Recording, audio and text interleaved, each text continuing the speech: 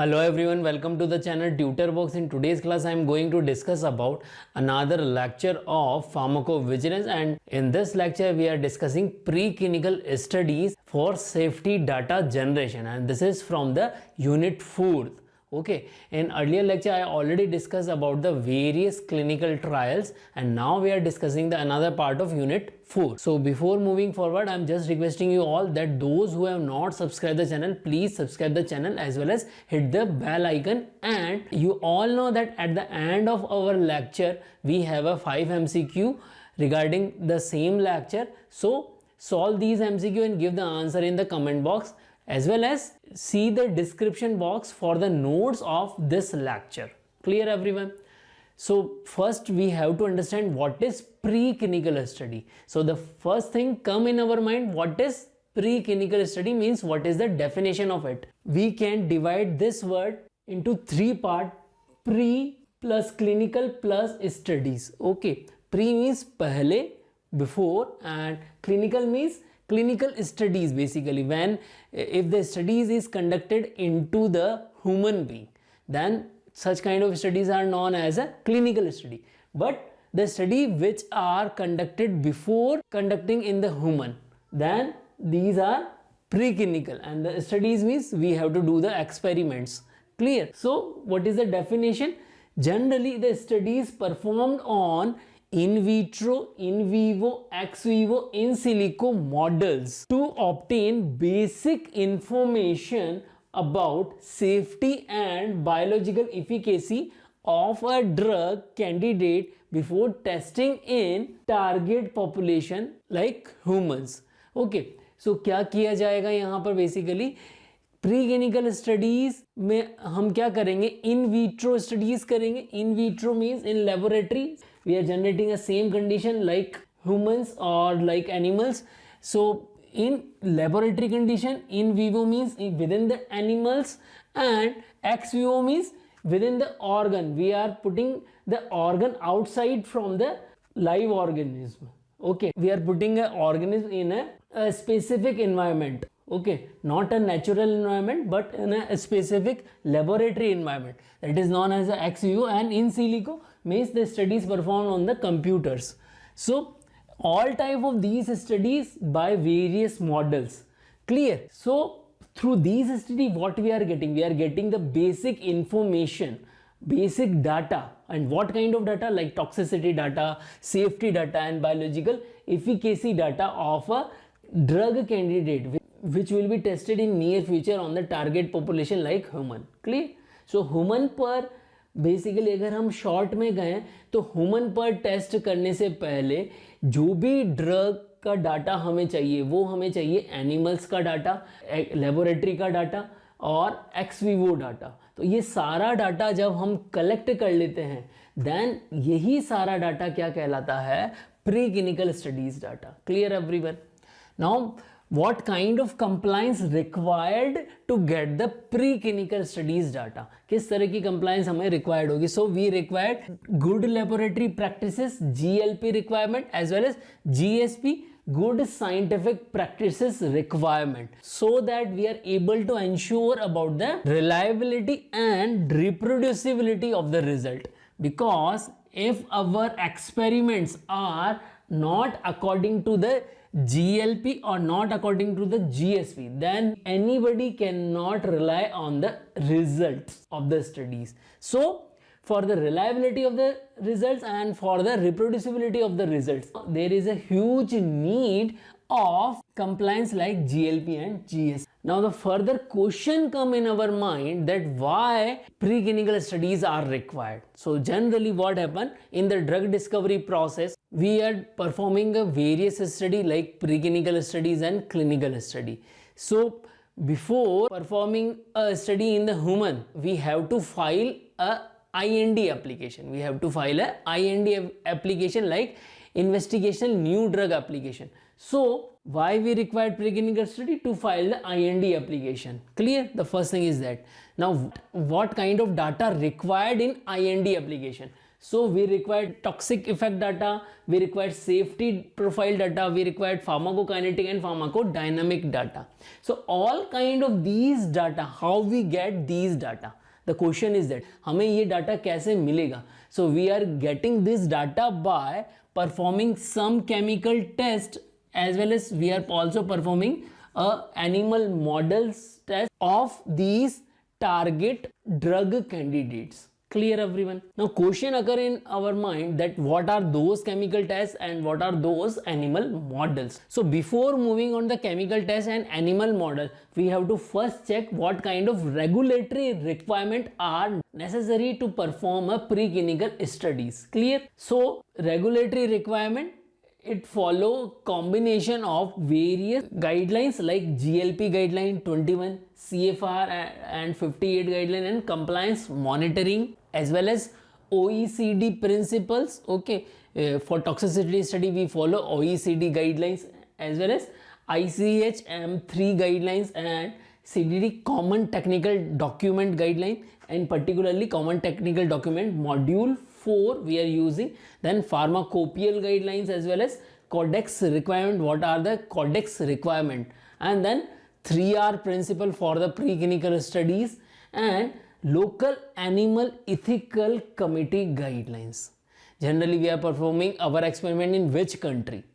Like if we are performing our experiment in Asian country or European country or American continent, so we need to adhere with the local animal ethical committee guidelines. Like in India we are adhere with the CPC SEA guideline, Committee for the Purpose of Control and Supervision on Experiment of Animals, CPC SEA guideline, and ISO regulation. So these are some of the regulatory requirement to perform the preclinical studies. Clear everyone? So we have to follow these guidelines before performing preclinical study, or the researcher have to go through with these guidelines. Or we can say any of the pharmaceutical company who are doing preclinical research or a CRO, they are doing preclinical research, they have to follow or they have to made their proposal according to these guidelines. Clear everyone?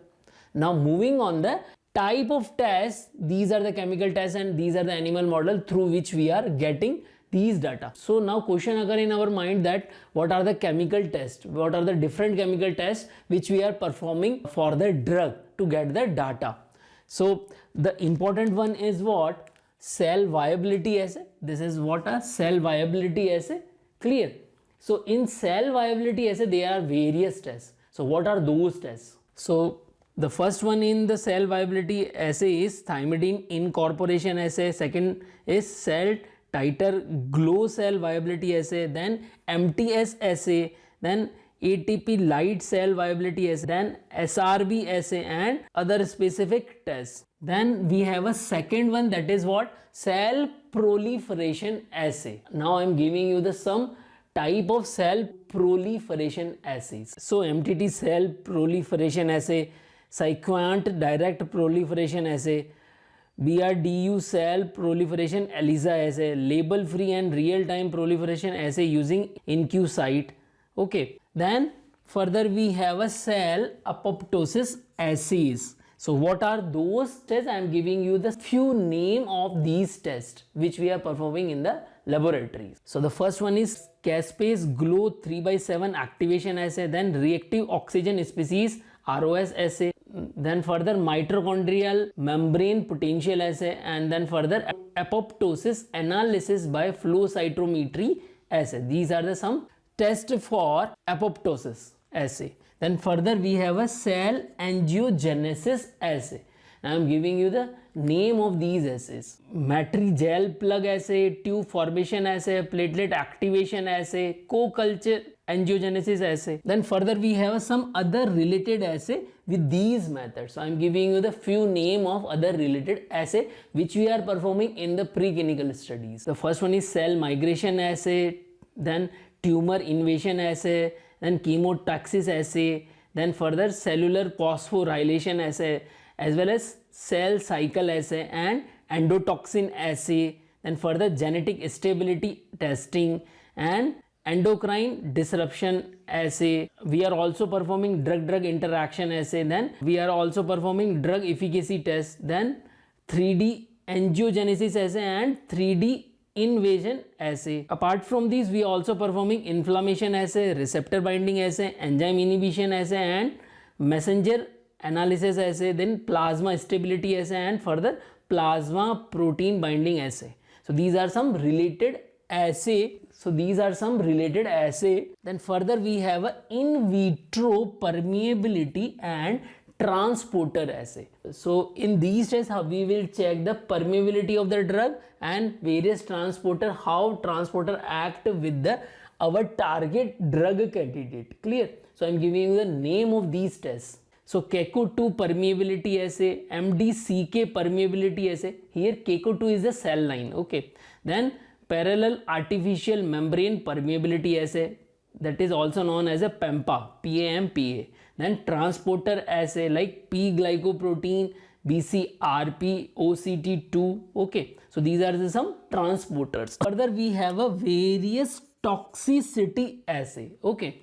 I am giving you the name of these toxicity assays. So 2D based hepatotoxicity assay, 3D based hepatotoxicity assay, then cardiotoxicity, neurotoxicity, nephrotoxicity, genotoxicity, carcinogenicity, okay, and various other organ toxicity assays. After performing these in vitro tests, we also perform some in vitro models for disease as well as in vivo model for the disease, ex vivo model of for the disease and in silico model for the various diseases. So in next slide I am showing you about the various in vitro, in vivo, ex vivo and in silico models. Clear everyone? Now just look on the various models. So first we have a what? In vitro and in vivo experimental models. Okay.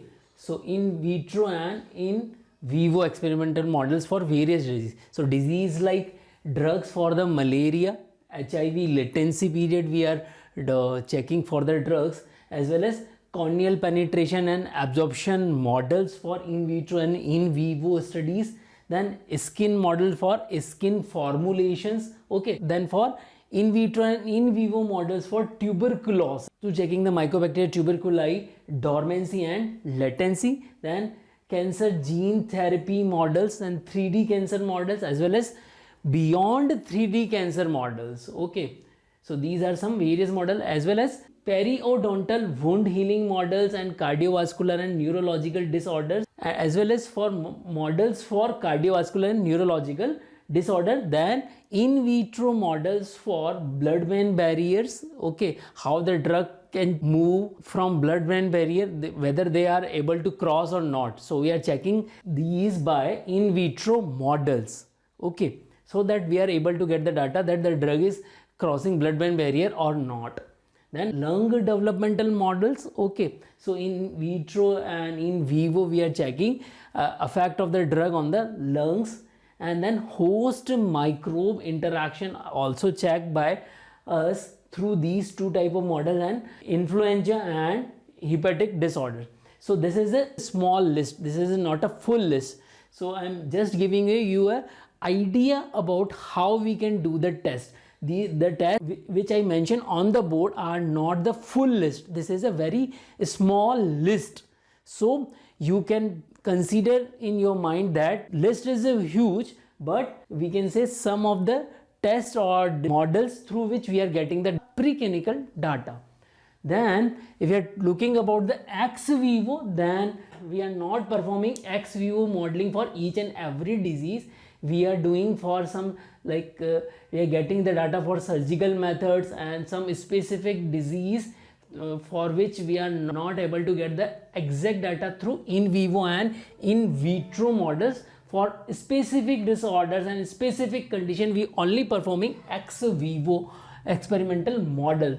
So like human lung infectious disease, like in case of corona, some of the newer advances modeling are designed by the scientists for study of the coronas, as well as chronic granulomatous disease, ex vivo model for chronic granulomatous disease.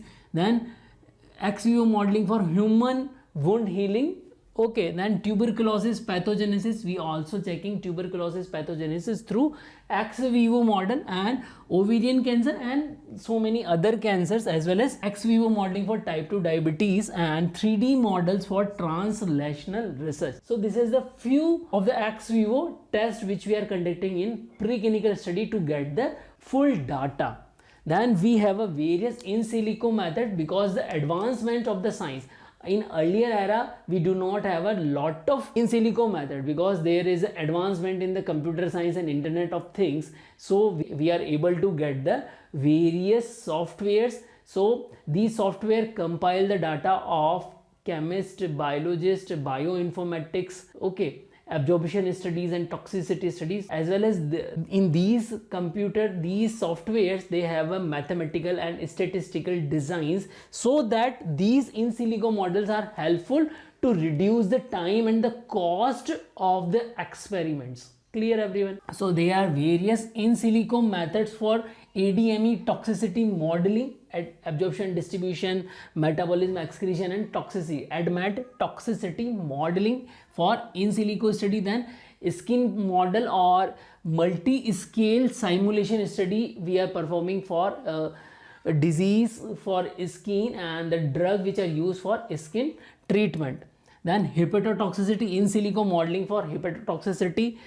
Then in silico modeling for stem cell and developmental systems. Okay, so there are some in silico model for stem cell as well as developmental models like autism and some neurological and other disorders. Then in silico modeling for liver disease and in silico modeling for tumor growth visualization. So these are some specific model, and to study the acute toxicity study, we can also go through with the in silico model to reduce the time, and then genotoxicity prediction can be done by in silico methods as well.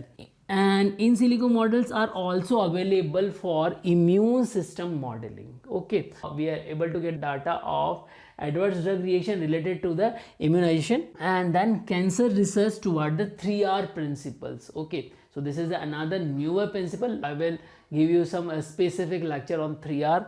Okay, currently I am not discussing about the 3R. What is 3R? Then ADR, adverse drug reaction and associated mechanism. Okay, this is the important one, because most of the drugs are causing adverse drug reaction, and what is the mechanism behind it, we try to find out through in silico models, so that we are able to get the data. Then gastrointestinal drug absorption modeling. There are a lot of drugs, and gastrointestinal absorption of the drug is a very important parameter for pharmacokinetic studies. So through in silico model, we are trying to get the data, and if we are able to get the data from in silico modeling, then it will help us a lot to reduce the time as well as cost for other in vitro, in vivo and ex vivo and clinical methods. Clear everyone?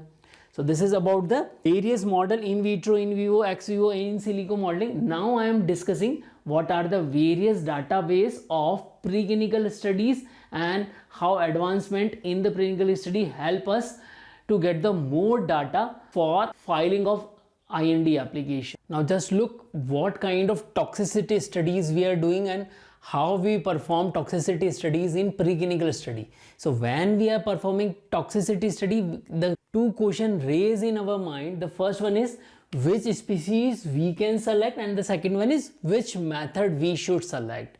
So when we are talking about the species for preclinical studies, at that time we have options like rodent, non-rodent and non-human primate. So if we are talking about the rodents, so generally we are using what? Rat and mice. Clear? And for non-rodent purpose, we are using generally what? Dogs. Dogs generally we are used for so many studies. Then if we are talking about the non-human primates, then we are using what? Mini pigs. Clear everyone? So these are the some species, as well as we also use monkey and squirrel, and there are so many animals we can use, but these species are used in most of the studies. Then further what we have a selection of the method of toxicity study. the कौन सा method हम select करेंगे.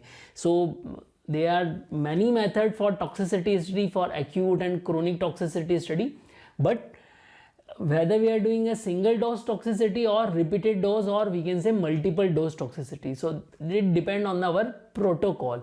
So these are some various methods for toxicity studies. Clear? So generally what happen after doing toxicity studies, generally we want to get the two species data, because what happen whenever we are using two species data that are distinct phylogenetically, it provide a far superior coverage of a chemical risk to human. Okay, so whenever the two species which are distinct phylogenetically, okay, that's why we are using at least two species data for a drug to reach it into the clinical stage. Clear everyone? So this is about the toxicity studies.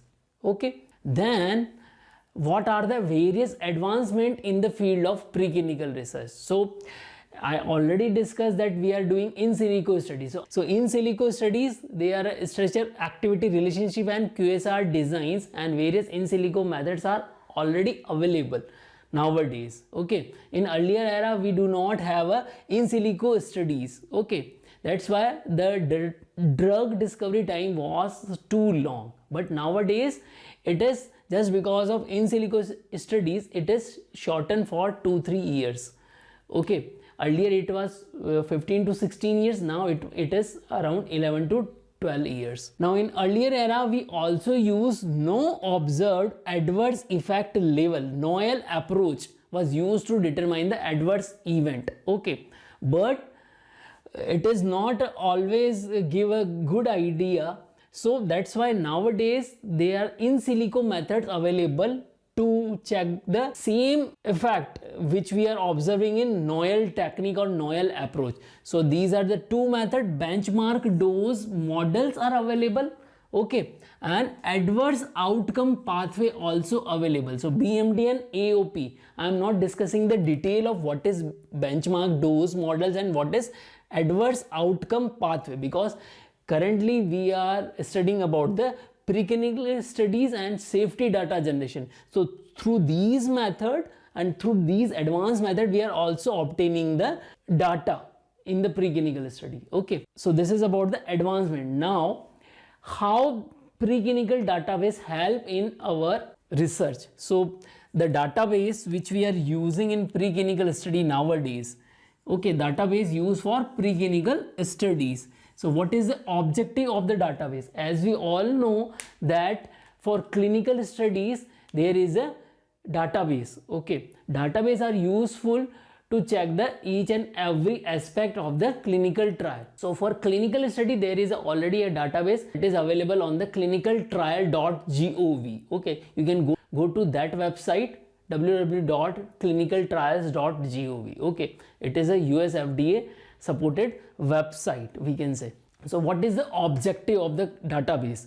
Because database is important. So objective of database is decrease the duplication of the preclinical study. कोई भी study same study दोबारा ना हो जाए. Okay, अगर same study और same protocol अगर दोबारा हो जाएगा, if it is repeated, then it will kill the time as well as it will kill the money. Okay, the database also increase the transparency as well as it increase the data sharing within the scientific community. If we have a database, then we can share this database to the scientific community. So that's why they can also increase their study design and protocol approaches. Okay, how the other scientists perform their study and which study design and which protocol they used, so that then whenever any new scientist using these database or these study design protocol, they can improve their studies. Clear everyone? That's why that is database is important for the purpose of preclinical research. Now what kind of database we have available nowadays? So one of the database is European Union trying to promote the transparency in the preclinical research. That's why they created a database and it is available on www.preclinicaltrials.eu. Okay, so this is important one. Whenever any person is trying to start research, preclinical research, that at that time they should check www.preclinicaltrials.eu, so that duplication can be avoided through these search. Clear? That is important. As well as we also have another UK Catapult database, and this database is a one-stop information center for preclinical research on the gene therapy. Okay, this is important. Then the further Elsevier, we all know about the Elsevier. Elsevier also created a Pharmapendium database, and this Pharmapendium database collected drug safety data as well as FDA adverse event related safety data. Okay, and ADME data and drug interactions data. Clear everyone? And this database help in the risk benefit analysis of the studies. Clear?